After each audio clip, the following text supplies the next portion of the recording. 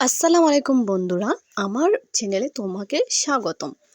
বড় একটা মাছ আমরা কিভাবে রান্না করব, কিভাবে করব সেই রেসিপিটা ঝটপট দেখে নাও। প্রথমে মাথাটা কেটে নিয়েছি, তারপর পিস পিস করে আমি দুই ভাগ করে নিয়ে পিস পিস করে কেটে নিয়েছি। পেটের মাছের মতো পেটের মাছ করে নেব, তারপর দাঁড়ার মাছ থেকে দাঁড়ার মাছ করে নেব। এইভাবে যদি আমরা বড় মাছ রান্না করি তাহলে অবশ্যই মজা হবে। অনেক আছে যে বড় মাছ এনে মজা করে রান্না করতে পারে না, খেতে সুস্বাদু হয় না, কিন্তু এইভাবে যদি রান্না করো ফলো করে তাহলে খুবই মজা হবে।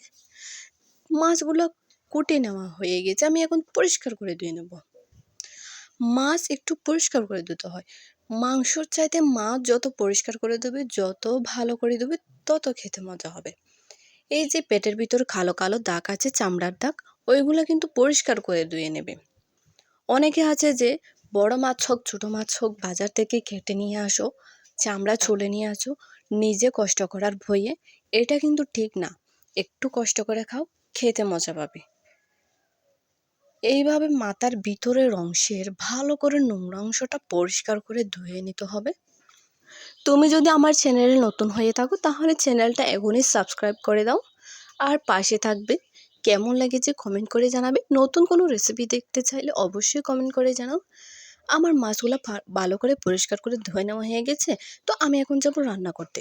তাও মাটির চুলে রান্না করব। পেঁয়াজ বাটা দিয়ে ভালো করে কষিয়ে নেব, তারপর দিচ্ছি হলুদের গুঁড়া। মাটির চুলার রান্নাটা যদি একটু কষ্ট হয়ও কিন্তু খেতে অনেক মজা, তোমরা সবাই জানো এই কথাটা। তারপর আমি এখানে দিচ্ছি কাঁচা বাটা মরিচ। এখন কাঁচা বাটা মরিচ দিয়েই তরকারি ভালো হয়। আর তরকারি দেব কচুরমুখী।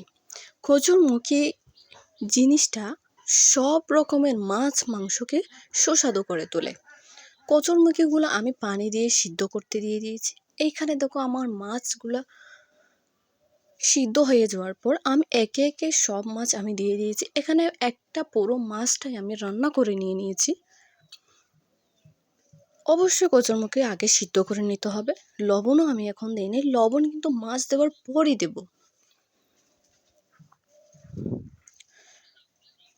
তো ঝোলের পরিমাণটা আমি দিয়ে দিয়েছি। এরপর আমি দেব মাছ দেওয়ার পর ঢেঁড়স। ঢেঁড়স কিন্তু খুবই ভালো লাগে কাঁচামরিচের তরকারিতে। তারপর দিয়ে দিচ্ছি পরিমাণ মতো লবণ। তারপর আমি ঢাকনা দিয়ে রান্না করে নিয়েছি। রান্না করার পর কিন্তু কালারটা অন্যরকম হয়ে এসেছে, দেখো। তখন কালারটা ছিল হলদে হলদে, এখন লালচে হয়ে গেছে। এই কালারটা কিন্তু খুবই সুন্দর লাগে।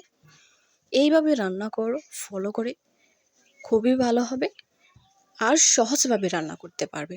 অবশ্যই মাছ নিজের হাতে পরিষ্কার করবে, বাইরের থেকে কুটে না আনে।